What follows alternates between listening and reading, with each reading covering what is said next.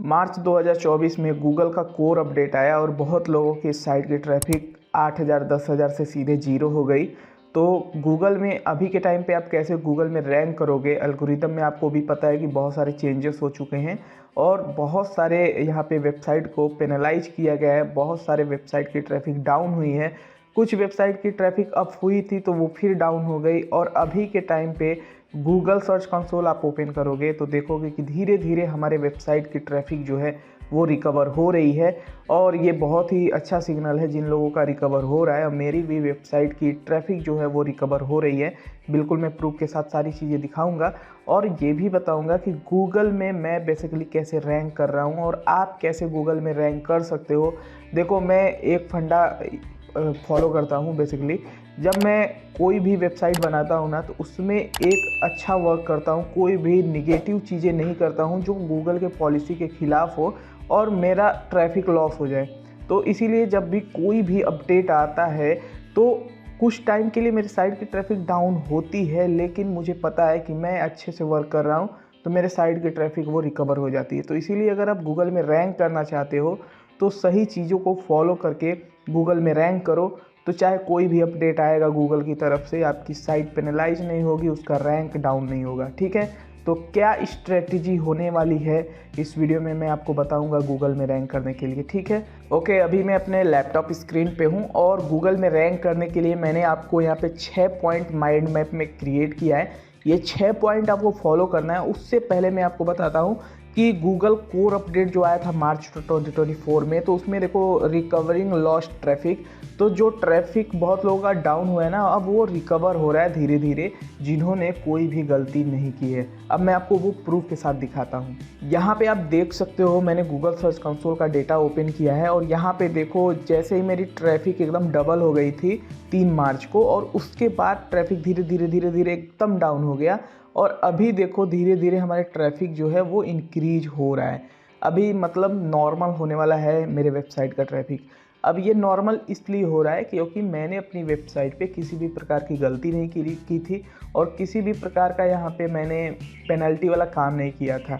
Basically आपको क्या करना है गूगल में रैंक करने के लिए और कभी भी कोर अपडेट से आपकी वेबसाइट हिट ना हो, तो उसके लिए भी बेसिकली ये गाइड है। ठीक है, मतलब इसको आप फॉलो करोगे तो कोर अपडेट से बिल्कुल भी आप बचे रहोगे। कोई भी अपडेट आएगा, ठीक है, आपको नुकसान नहीं होगा। दूसरा यहाँ पे गूगल अपडेट्स, जैसे कि आप जानते हो गूगल ने अपडेट किया था कि अब यहाँ पे क्या क्या अपडेट किया था इसने। देखो यहाँ पे 3 चीज़ों पे बेसिकली सबसे ज़्यादा स्केल्ड कंटेंट एब्यूज़, जो एआई का यूज करके लोग बहुत सारा कंटेंट प्रोड्यूस करते थे, और साइट रेपुटेशन एब्यूज़, यानी कि साइट की अथॉरिटी का इस्तेमाल करके वो किसी भी टॉपिक पे रैंक करके ट्रैफिक गेन कर लेते थे, और एक्सपायर डोमेन एब्यूज़, यानी कि एक्सपायर डोमेन बाय करके उसकी अथॉरिटी का इस्तेमाल करके लोग रैंक करके ट्रैफिक लेते थे।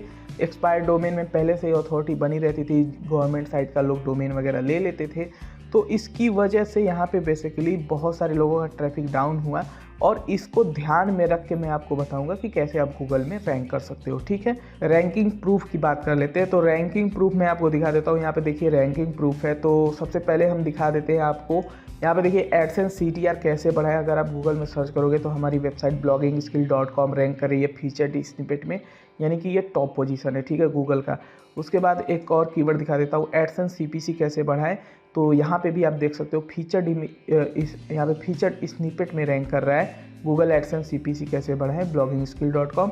तो ये भी हमारा टॉप पोजीशन पे है। अभी एक और कीवर्ड दिखा देता हूँ, लॉन्ग टेल कीवर्ड मैंने यूज किया था, generate press theme customization using my custom CSS। तो इस पे देखो टॉप पोजीशन पर हमारा ये bloggingskill.com रैंक है और उसके नीचे बहुत सारी वेबसाइट है। ठीक है, तो रैंकिंग की बात करें तो मेरे आर्टिकल रैंक कर रहे हैं और मेरे पास थोड़ा बहुत एक्सपीरियंस है कि गूगल में रैंक कैसे करते हैं, तो वही मैं आपके साथ शेयर कर रहा हूँ। तो चलिए फटाफट शुरू करते हैं। सबसे पहला पॉइंट हमारा है, जैसा कि आप देख सकते हो, बिल्ड अथॉरिटी। जैसा कि आपको पता है जब तक आपकी वेबसाइट की अथॉरिटी नहीं बिल्ड हो जाती है तब तक आप गूगल में रैंक नहीं कर पाते हो। गूगल में रैंक करते हो तो वो पोस्ट जो होती है ना वो गूगल से तुरंत हट जाती है। आप एक दिन देखोगे कि हमारे वेबसाइट का पोस्ट जो है वो गूगल में आ रहा है और फिर अगले दिन देखोगे कि वो पोस्ट गायब हो गई है सर्च रिजल्ट से। तो इसीलिए हमें सबसे पहले अथॉरिटी बिल्ड करनी होगी।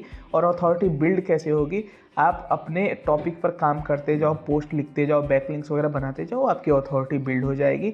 मतलब जितना धीरे धीरे आप काम करोगे साइट पे, साइट पुरानी होती जाएगी, बैकलिंक्स वगैरह बनाते जाओगे तो आपकी अथॉरिटी बन जाती है और आपका ये सबसे पहला पॉइंट है। अब मैं आपको कुछ एग्जांपल दिखाता हूँ।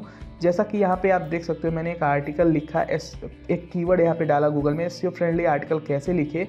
पहले मेरी वेबसाइट इस पे टॉप पोजीशन पर रैंक करती थी, लेकिन अभी देखो यहाँ पे अभी ये एल्गोरिदम जो अपडेट हो रहा है ना, ये रोल आउट हो रहा है, पूरी तरह से रोल आउट होने में समय लगेगा।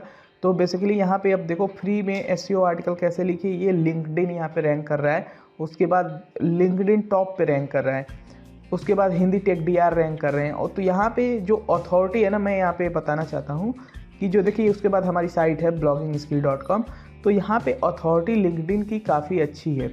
तो अथॉरिटी की वजह से यहाँ पे ये रैंक कर गया है, लेकिन ये धीरे धीरे अभी चेंज होगा क्योंकि अभी जो अपडेट आया ना वो रोल आउट हो रहा है, तो कंप्लीट होने में समय लगेगा, ये हटेगा यहाँ से, ठीक है। तो लिंक्डइन यहाँ पे रैंक कर रहा है। उसी तरह से how to start international blogging, इसमें भी मैं टॉप पे रैंक कर रहा था, लेकिन यहाँ पे भी देखो ये लिंक्डइन रैंक कर रहा है, फिर कोरा रैंक कर रहा है। तो ये अथॉरिटी इन वेबसाइट की बहुत ज़्यादा है, जिसकी वजह से ये रैंक कर रहे हैं, ठीक है। लेकिन गूगल जो है ना वो नई वेबसाइट को भी यहाँ पे मौका देता है, जैसे ही वो अच्छी क्वालिटी के कंटेंट लिखते हैं। तो यहाँ पे ये सारी चीज़ें हट जाएंगी, लेकिन ये अथॉरिटी का देखो कितना अच्छा बेहतर फ़ायदा उठा रहे हैं।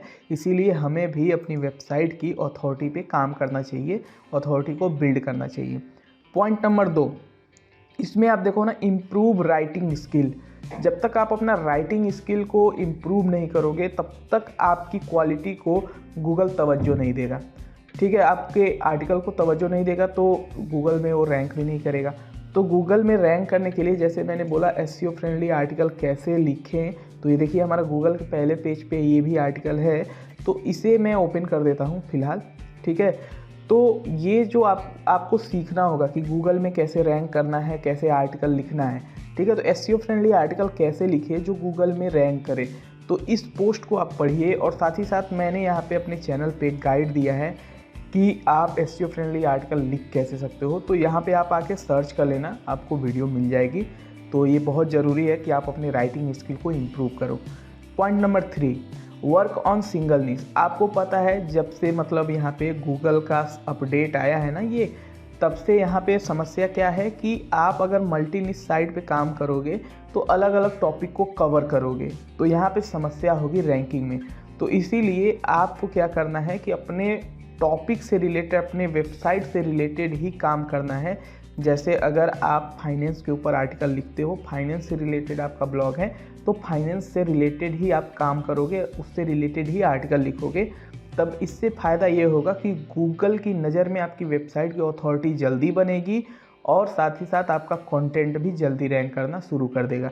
तो इसीलिए हमें किसी एक टॉपिक पर अभी के टाइम में 2024 में काम करना चाहिए। पॉइंट नंबर 4 क्या है कि आपको बैकलिंक्स बनाना होगा अपनी वेबसाइट से रिलेटेड। यहाँ पे जो भी, जैसे मेरी साइट मान लेते हैं ब्लॉगिंग के बारे में है, तो मैं ब्लॉगिंग के बारे में जो लोग लिखते हैं उनकी वेबसाइट पे अप्रोच करके उनसे बैकलिंक्स लेने की कोशिश करूँगा। तो बैकलिंक्स भी आपकी अथॉरिटी इंक्रीज करने में हेल्प करती है, साथ ही साथ रैंकिंग सिग्नल एक माना जाता है बैकलिंक्स, ठीक है। तो रैंकिंग में भी बेसिकली ये हेल्प करता है। तो इसीलिए हमें बैकलिंक्स बनाना ज़रूरी होता है, लेकिन आप स्पैमी बैकलिंक्स नहीं बनाओगे। अब स्पैमी बैकलिंक्स बनाने से वही आपको मैनुअल एक्शन, पेनल्टी वगैरह मिलता है, आपकी रैंक डाउन हो जाती है, फिर गूगल कोर अपडेट वगैरह आता है तो उसमें भी आपकी साइट पिट जाती है।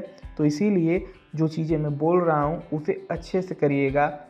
आप बेसिकली गलत काम करके अपनी वेबसाइट की रैंक को बढ़ाने की कोशिश बिल्कुल मत करिएगा, ठीक है।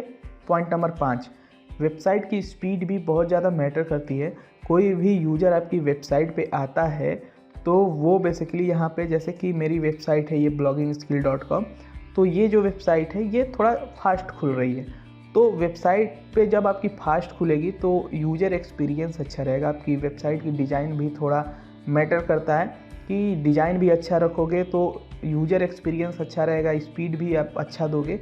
तो यहाँ पे यूज़र को क्या लगेगा ना, वो फटाफट पोस्ट ओपन हो रही है तो पढ़ेंगे और फटाफट वो क्या करेंगे, दूसरे पोस्ट पे जाएंगे। तो इससे हमें ही बेनिफिट होने वाला है, हमारा पेज व्यू वगैरह वो बढ़ने वाला है, ठीक है। और अगर आप अपनी वेबसाइट का स्पीड बढ़ाना चाहते हो तो आप कैश प्लगइन जैसे WP सुपर कैश हो गया, यहाँ पे WP रॉकेट का पेड प्लान आप ले सकते हो, और फ्लाइंग प्रेस यूज कर सकते हो। ये ऐसे प्लगइन हैं जो आपकी वेबसाइट की स्पीड को काफ़ी हद तक बूस्ट कर देते हैं, और एक अच्छा सर्वर अगर आप ले लेते हो तो ज़्यादातर आपकी प्रॉब्लम स्पीड वाली सॉल्व हो जाती है। ठीक है। पॉइंट नंबर 6 है never use AI and copy paste content. ठीक है, कभी भी आपको AI आप यूज कर सकते हो, लेकिन आउटलाइन वगैरह बनाने में, ना कि यहाँ पे आप पूरा कॉपी पेस्ट AI से ही आर्टिकल लिखवा लिए, पेस्ट कर दिए। तो ये काम आपको अभी के टाइम पे नहीं करना है 2024 में, क्योंकि आपको पता है गूगल का जो अपडेट आया है उसमें सीधे सीधे बोला गया है कि AI का यूज करते हो तो कॉपी पेस्ट कर रहे हो किसी साइट से तो आपकी साइट रैंक नहीं करेगी, पूरा ट्रैफिक डाउन हो जाएगा अगर है तो बेसिकली देखो, अगर आप AI का यूज करके आर्टिकल लिख रहे हो तो उसे आपको फुल्ली ह्यूमन टच देना होगा। लगना चाहिए कि वो किसी इंसान ने लिखा है, नहीं तो फिर आपका कोई मतलब नहीं है, AI वगैरह यूज करने का कोई मतलब नहीं है। ठीक है, तो ये थे 6 पॉइंट जिनको आपको यूज करना है गूगल में अगर आप रैंक करना चाहते हो। ठीक है, आई होप ये वीडियो आपको अच्छा लगा हो। अगर वीडियो अच्छा लगा हो, पसंद आया हो, तो इस वीडियो को लाइक करिए, चैनल को सब्सक्राइब भी करिए ऐसे ही और भी इंफॉर्मेटिव वीडियो के लिए। धन्यवाद।